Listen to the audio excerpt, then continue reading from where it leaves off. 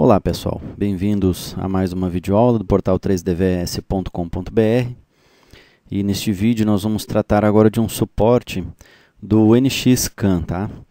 Então é mais um vídeo aqui que eu tenho o prazer de apresentar para vocês e demonstrando a garantia e a qualidade que eu busco no atendimento a todos os assinantes, tá? Então esse é um suporte que nada tem a ver com as aulas do curso, mas é um suporte interessante e interessante a todos os assinantes, né? E foi solicitado por um colega nosso aí do portal e eu estou criando essa vídeo para que todos tenham acesso e todos saibam, quando tiver uma situação como essa, saibam como resolver. E esse, na verdade, é o maior objetivo do portal 3dvs.com.br, pessoal. É justamente tentar ajudar todos os assinantes que são profissionais da área a resolver pequenos problemas que às vezes acabam por travar no momento do processo seja de programação ou seja de modelamento do produto. Às vezes a gente tem essa situação, eu tenho no meu dia a dia. E isso porque ou a gente não tem muito tempo para pensar no projeto e aí acaba fazendo uma coisa, vamos dizer assim, meia boca para resolver e botar a empresa a funcionar, botar as máquinas a rodar, né, e não ter aquela cobrança, ou muitas vezes porque a gente ainda não tinha feito um projeto como esse. Então surge uma característica bem diferente do que a gente está acostumado a fazer. E nessas horas é interessante que nós tenhamos pessoas com conhecimento para nos auxiliar. Então esse realmente é o maior objetivo do portal 3dvs.com.br, além de ter uma aula de qualidade, tá? Buscando sempre uma boa qualidade nas aulas, também trocar essas ideias com os assinantes e poder auxiliar também nessa resolução de problemas, tá? Então vamos lá. O que acontece aqui, pessoal? Eu recebi um e-mail de um colega nosso, um assinante aí do portal também, o Éder Rafael, e num primeiro contato ele me passou aqui algumas informações de uma dúvida que ele tinha que fazer uma usinagem de uma peça que ela vai ser usinada dos dois lados, né? Então serão dois setups, né? Então aí ele fala que depois de fazer o primeiro setup ele gostaria de gerar um IPW, né, um sólido, para utilizar ele como um blank no próximo setup, tá? E aí ele me passa aqui as dificuldades que ele teve, até porque nós sabemos que quando a gente salva um IPW, o NX gera um arquivo STL.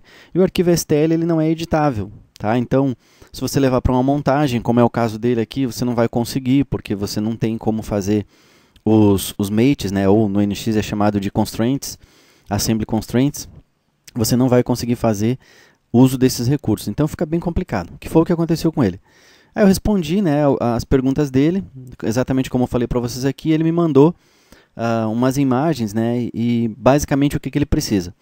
Lógico, a peça que ele me mandou não é a peça dele de trabalho, é essa que eu estou mostrando para vocês, e é nisso que eu vou me basear para fazer essa aula, tá, pessoal?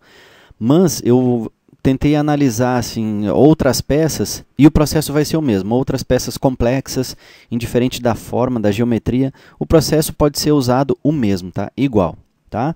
Então ele fala aqui de como ele vai fazer a setup, a primeira imagem, né? Que ele tem a peça, então vai usinar a primeira peça nesse porte.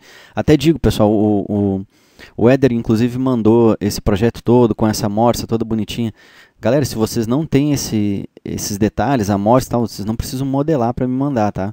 Eu, na realidade, eu precisava aqui só do blank e da peça que ele queria usinar, tá ok? Então, de repente, o Rafael também, o Éder e Rafael foi fazer um modelamento de toda uma peça para me mandar, mas a fixação que ele vai usar lá, às vezes, nesse caso, inclusive, não vai fazer diferença, até porque eu vou mostrar o que eu faria se eu tivesse que usinar uma peça igual a essa, tá? Lembrando sempre, isso aqui é uma peça fictícia, não é uma peça de trabalho, não é a peça que ele tá trabalhando lá, mas é fictício mesmo. Mas a ideia que eu vou montar aqui, ela serve para qualquer situação, tá?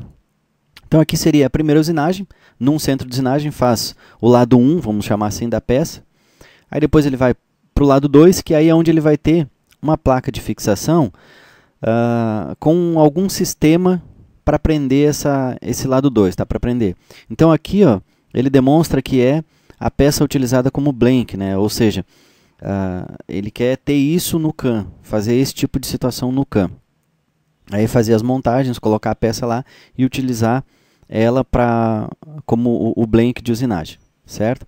e o resultado da usinagem que ele me passa aqui, né, do primeiro lado. Tá? Só que o resultado é aquilo que eu falei para vocês, ó, ele gera um STL, certo? Ele me mandou o projeto aqui também, que é inclusive que eu estou usando, na verdade, só a pecinha, só essa peça aqui, ó. Tá? O restante eu desenhei não, são blocos só, né? Então eu construí dentro do mesmo arquivo e eu vou estar passando isso aqui para vocês, certo? Então vamos lá. Bom, gente, primeira observação que eu faço aqui. Se a peça for pequena, independente da forma dela, mas se ela for pequena, que eu possa colocar mais unidades numa mesma usinagem, eu o farei. Eu não faria isso aqui. A não ser, é claro, né, que no centro de usinagem que você vai trabalhar, já tem a morsa, não é possível tirar essa morsa, enfim, ela já foi centrada, já foi deixada na posição, seja lá qual for o motivo, só dá para colocar uma peça, tá? Aí sim, mas no meu caso, eu vou levar como base o meu caso. Eu trabalho numa empresa que a gente tem um produto próprio, então nós temos lá 2 centros de usinagem, tá? Se eu fosse fazer essa peça aqui, eu usaria um para fazer todos os lados, de 9 peças, como eu tenho aqui, e poderia de repente recalcular isso aqui. Eu não calculei isso aqui direitinho, eu simplesmente criei blocos aqui com um determinado tamanho e posicionei. Até o posicionamento foi no olho, tá? Eu fui afastando a peça e coloquei ali. Mas, digamos que eu pudesse colocar 9 peças para usinar. Assim eu faria, tá, pessoal? Por quê? Se eu colocar essas 9 peças, pessoal, o que eu preciso ter aqui? Apenas uma chapa para fixar ela. Tá? Então eu tenho aqui o meu lado 1, certo? E como eu tenho o blank dela, são peças quadradas que eu coloquei aqui, por exemplo. Tá? Já explico para vocês, ele está menor. Tá? A ideia aqui não é usar esse aqui como blank, tá? Mas seria mais ou menos assim, eu teria esses quadros, seria a minha matéria bruta, tá? Minha matéria-prima em bruto, certo? E eu iria parafusar essas peças aqui nessa placa. Hoje, o meu produto, a gente faz assim, tá? Eu trabalho com peças que são aproximadamente 700 milímetros por 430 por 80 de altura, tá? Então é um bloco grande. Mas eu boto a galera para trabalhar. Eu tenho 3 placas dessas aqui, com furações pré-definidas. Essas mesmas furações são feitas no bloco da matéria-prima. E uma das placas, ela fica presa no CNC sempre, certo? E essa peça aqui, essa placa, além de ter essa furação que vai posicionar a minha matéria-prima, ela tem também abaixo, pode ser furações, ou então, eu tenho um outro modelo lá que ela aumenta um pouquinho aqui, mas aí tem uns canais que a gente coloca os pinos de fixação do CNC. Mas ela tem guia, seja lá como você quiser desenhar o guia aqui nesse lado. Tá? Esse guia é só para que você pegue essa placa, largue em cima da outra placa que é fixa em cima do centro de usinagem e ela já vai estar com a centragem pré-definida. Tá? Essa placa, a que se mantém fixa no CNC, ela é para centrar essa aqui. Tá? Então é um encaixe. Largou, encaixou essa placa lá em cima, pronto, ela está centrada. Agora é só fazer o zeramento de XYZ, ou em alguns casos, se a peça é igual, se o seu produto é sempre igual, é repetitivo, então você precisa muitas vezes zerar somente o Z até, certo? Mas enfim, o modo de fixação fica a cargo de cada um. Mas eu faria dessa forma, ó, tá? Então eu teria, por exemplo, umas 2 ou 3 placas dessas aqui, que enquanto está usinando o primeiro lado, o operador está aprendendo as outras 9 peças lá, seja parafusando com parafusadeira pneumática ou manual, enfim, mas enquanto o CNC está usinando, ele está preparando a outra placa.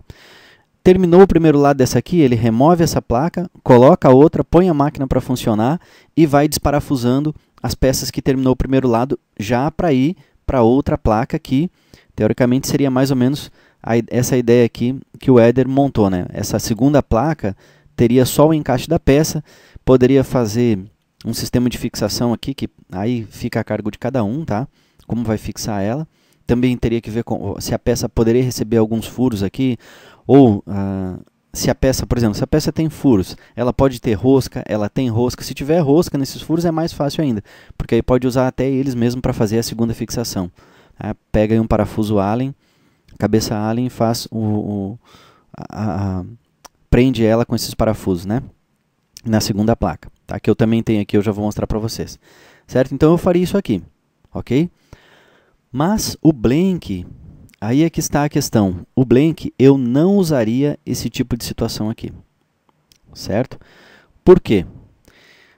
Vamos voltar aqui no e-mail. Percebam que num primeiro momento, a ideia é usinar uma peça só, tá? Aí no segundo é encaixar tudo isso numa montagem e o resultado dessa primeira usinagem é esse aqui, né? E aí eu quero encaixar isso aqui tudo numa placa.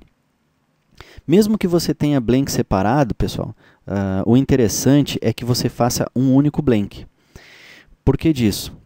Porque aí você garante, inclusive, que, olha só, nesses movimentos vagos aqui, ó, que a ferramenta vai fazer, o software vai ter um material para calcular de defesa. Ou seja, ele não vai sair usinando daqui dessa altura e passar direto. Não, ele sempre vai para o plano de segurança. E ele sabe que existe um material aqui que ele não pode vir com movimentos bruscos, né, movimentos rápidos, enfim. Então é toda uma questão de segurança. Se a gente fosse fazer a usinagem desse porte aqui, a gente teria um problema, porque Blank a gente só consegue definir um. Então eu teria que fazer a definição de Blank um a um. Eu teria várias workpieces aqui só para definir o Blank. Então o ideal é trabalhar com um único Blank. E por questão de segurança, vai ficar até mais interessante, porque nessa região aqui, ó, a ferramenta com certeza absoluta nunca vai fazer um movimento em G0 ou G1, porque a gente sempre vai limitar a usinagem somente a essa peça aqui. Tá?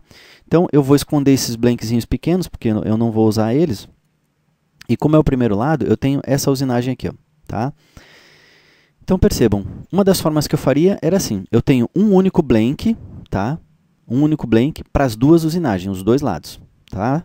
Olha só, eu vou esconder aqui o 10, que é o bloco da primeira usinagem, e se a gente olhar assim, ó, eu tenho submetal dos dois lados, ok? Para o lado 1 e para o lado 2. Se o lado 2 não tem sobremetal, beleza, pessoal, é só remover isso aqui. Ou se o lado 2 vai ficar um sobremetal menor, tranquilo, não tem problema, é só reduzir também a altura do bloco. Né? Aí fica a cargo de cada situação. Ah, mas e se a peça for muito mais complexa, se tiver alturas diferentes? Não muda nada, pessoal, porque o bloco de usinagem é a mesma coisa, né? Se isso aqui fosse extremamente complexo, essa geometria, a parte de cima, eu teria um bloco com 2 ou 3 milímetros de sobremetal. Da mesma forma seria o outro lado. Independente da complexidade dele, eu também vou ter essa mesma questão. Vai ser um bloco com um sobremetal. No que isso ia me trazer problema se essa face aqui da peça, né? Se a peça fosse toda complexa, um dos lados ou os dois, só na fixação.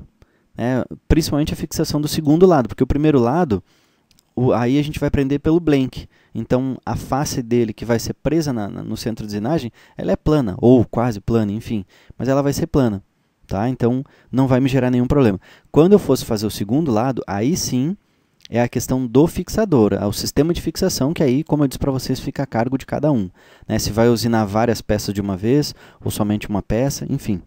Tá? Mas o processo é o mesmo. No que eu ganho assim, pessoal? Assim eu consigo fazer a simulação dos dois lados de uma única vez, num único setup, não diria setup, mas numa única usinagem eu consigo analisar aqui no NX os dois setups. A gente vê a usinagem dos dois setups. Tá? Beleza. E a outra forma, eu poderia fazer a usinagem de um lado, né? Como eu tenho aqui, ó, um blank, faço a usinagem de um lado e depois giro a peça e faço utilizando esse aqui. Mas aí eu teria dois blocos. Né? Eu teria o bloco da primeira usinagem, que seria esse aqui. Tá? E aí ele vai remover até uma certa altura, que a gente já vai ver como é que funciona.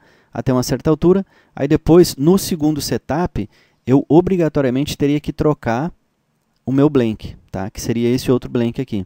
Mas aí eu não vou ter uma única workpiece, certo? Eu não consigo simular os dois, são dois setups separados. Por isso eu vejo muita vantagem em a gente trabalhar com um único bloco. Agora, claro, se não faz diferença para você, você não precisa simular os dois lados, tranquilo, aí você tem dois setups diferentes, dois blanks diferentes. Tá? Sempre tenham em mente isso. Tá? Se você quer ver a peça usinada, os dois lados, tudo de uma única vez, você precisa ter apenas um blank. Apenas um blank, tá? Não importa se ela vai usinar em quarto e quinto eixo, mas é apenas um blank, certo? Bom, mas como é que eu faço isso? A gente tem aqui, ó, deixa eu só mostrar o bloco.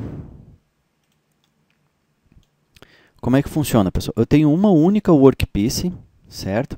E nessa workpiece eu defino para ele a minha peça, seja ela qual for a forma que ela tenha,